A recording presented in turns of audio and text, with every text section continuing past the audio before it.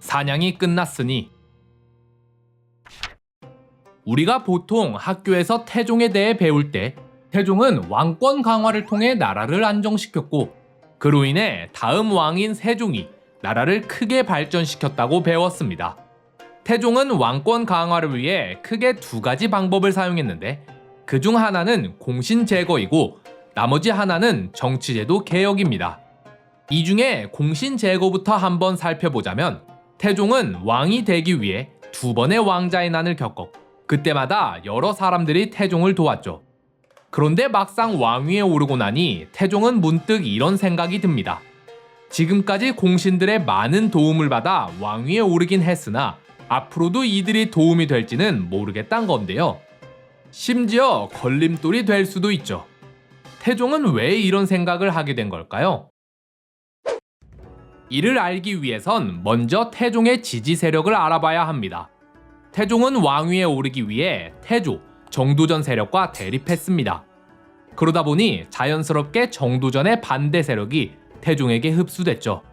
정도전은 신진사대부 중에서도 급진파 신진사대부로 나라를 뒤엎고 권력층을 갈아버린 후 백성이 중심이 되는 새 나라와 제도를 정립하려 했습니다. 그러니 이에 반대하는 세력은 당연히 고려 시절부터 힘을 가졌던 기존의 기득권층, 즉 보수파 관료들이었는데요. 따라서 이방원의 지지 세력은 중도파, 보수파 진영의 관료들로 이루어졌습니다. 그런데 여기서 문제가 발생합니다. 왜냐면 태종은 정도전과 같은 신진사대부 출신이었기 때문에 태종이 꿈꾸는 조선은 정도전이 원하는 나라에 더 가까웠기 때문이에요. 왕권 문제 빼고 말이죠. 게다가 태종의 아버지 태조도 그리고 태종 자신도 원래는 신하였지만 힘으로 왕위를 빼앗았습니다. 그런데 이제 반대 입장이 되었으니 태종은 신하들이 힘을 갖는 걸 원치 않게 되었는데요. 뿐만 아니라 태종은 권력욕이 셌던 만큼 왕권을 강화하고 신권을 약화하길 원했죠. 이런 모든 조건이 합쳐져 태종은 결국 지금까지 자기를 따라왔던 자들의 힘을 빼앗아야 될 필요성을 느낍니다. 원경왕후 민씨.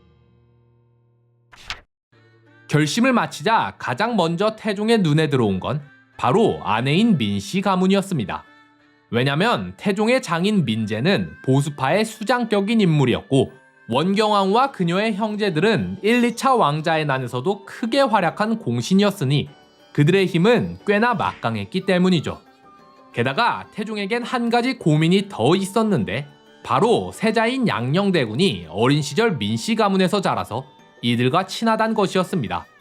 안 그래도 민무구 민무질이 권세를 부린다는 얘기가 벌써부터 나오는데 나중에 세자가 왕위에 오르면 이들이 더욱 권세를 부릴까 걱정된 건데요. 그러니 민씨 가문을 제거하면 보수 진영의 힘도 약화시킬 수 있어 그들이 세자를 등에 업고 권세를 부릴 걱정도 줄어들어 일석이조의 효과를 볼 수 있겠죠. 자, 그럼 본격적으로 태종이 민씨 가문을 제거한 스토리를 알아보기 전에 먼저 태종의 부인 원경왕후 민씨에 대해 알아볼까요?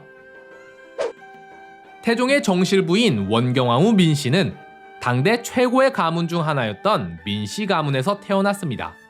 그녀는 18살 때 2살 어린 이방원과 결혼하여 총 12명의 자식을 낳았는데요. 그녀가 이방원과 결혼할 때까지만 해도 이성계는 그냥 고려의 이름난 무장 중 하나였습니다. 그런데 그 이성계가 고려를 멸망시키고 새 왕조를 세웠죠. 게다가 이방원은 실질적으로 개국 최고 공신 중 하나였는데요. 비록 조선이 건국된 후 이방원이 정계에서 밀려나긴 했지만 그의 자질을 알아본 민씨는 이방원에게 올인하기로 결심합니다. 민씨의 아버지 민제는 보수 세력의 수장답게 많은 사람을 이방원 세력으로 끌어들였으며 민씨의 남동생 민무구 민무질은 이방원의 신복이 되는 등 민씨 가문은 온 집안의 힘을 끌어다 이방원에게 몰아줬습니다. 또한 민씨는 정도전이 사병을 혁파하고 무기를 몰수할 때 몰래 무기를 빼돌려 아버지 민제의 집에 숨겨뒀습니다. 1차 왕자의 난 때는 정도전과 남은의 술자리가 무르익었음을 확인했으며 배가 아프다는 핑계로 이방원을 빼돌렸죠. 뿐만 아니라 2차 왕자의 난 때 이방원이 차마 형을 해치지 못하겠다며 주저하자 민씨는 직접 이방원에게 갑옷을 입히며 그를 독려했는데요. 그런데 싸움 도중 민씨 가문에서 기르던 말 한 마리가 집으로 돌아오자 민씨는 직접 무기를 들고서 그이가 싸움에서 패한 것 같은데 내 이렇게 앉아있을 수만은 없다. 내 직접 나가서 싸울 테니 말리지 말거라. 라며 전투에 나서려 했습니다. 하지만 시녀들이 말려서 싸움에 출전하지는 못했죠.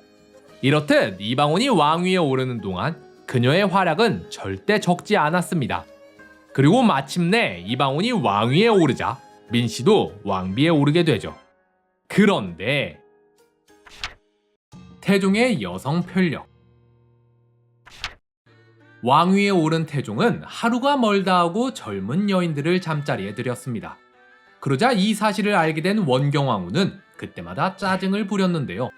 참다 못한 태종은 결국 왕이 된 지 고작 한 달 만에 원경왕후와 별거를 선언합니다. 중전의 투기가 심해서 도저히 함께 살 수가 없다. 내 당분간 경연청에서 지낼 테니 그리 알도록 하라. 그렇게 태종은 무려 10일 동안이나 경연청에 머무는데요. 하지만 그 이후로도 태종과 원경 사이의 불화는 끊이질 않습니다. 태종 1년 6월, 태종은 이번엔 궁녀를 침소로 들입니다. 그러자 화가 난 원경왕후는 그 궁녀를 불러다 아주 호되게 혼내는데요. 이 소식을 들은 태종은 분노하며 이렇게 소리칩니다. 정비전의 궁녀와 환관을 전부 내쳐라.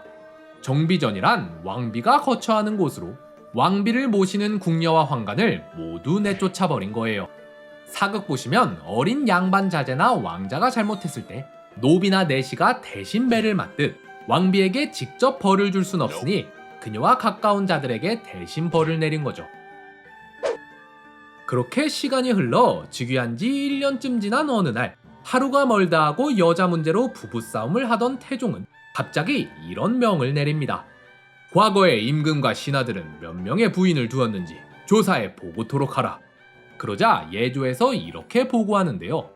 재우는 총 9명의 부인을 두었고 경대부는 부인 1명에 첩 2명, 선비는 부인 1명에 첩을 1명 둘 수 있었사옵니다. 그래! 그러더니 갑자기 자신도 후궁을 드리겠다며 가례 준비를 명하는 태종.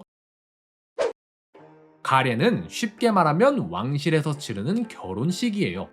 근데 이 가례는 보통 왕비나 세자빈을 드릴 때나 하지 후궁 드릴 땐 안 하거든요. 후궁은 그냥 조용히 드리는 게 보통입니다. 근데 여기서 가례를 치르겠다는 건 사실상 원경왕후한테 선전포고를 하는 거나 다름없어요. 원경왕후로서는 아주 피가 거꾸로 쏟을 일이죠.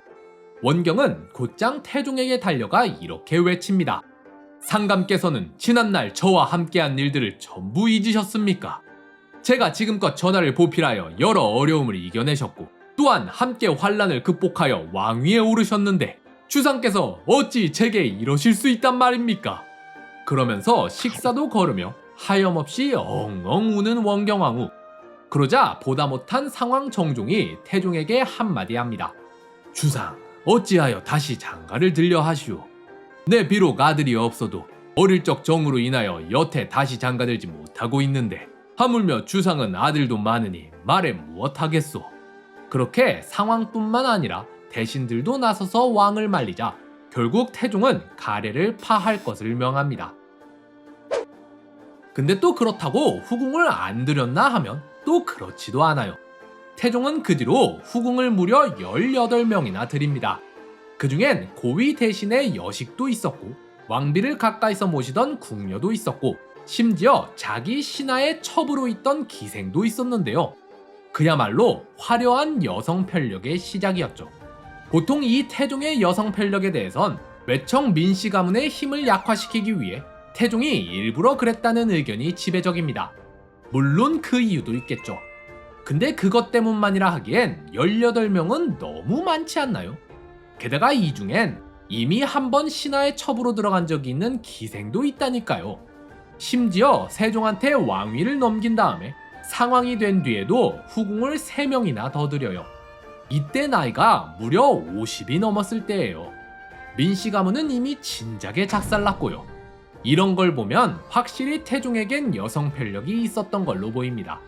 그럼 다음 시간엔 이 많은 후궁들의 파란만장한 인생사를 한번 살펴보도록 합시다.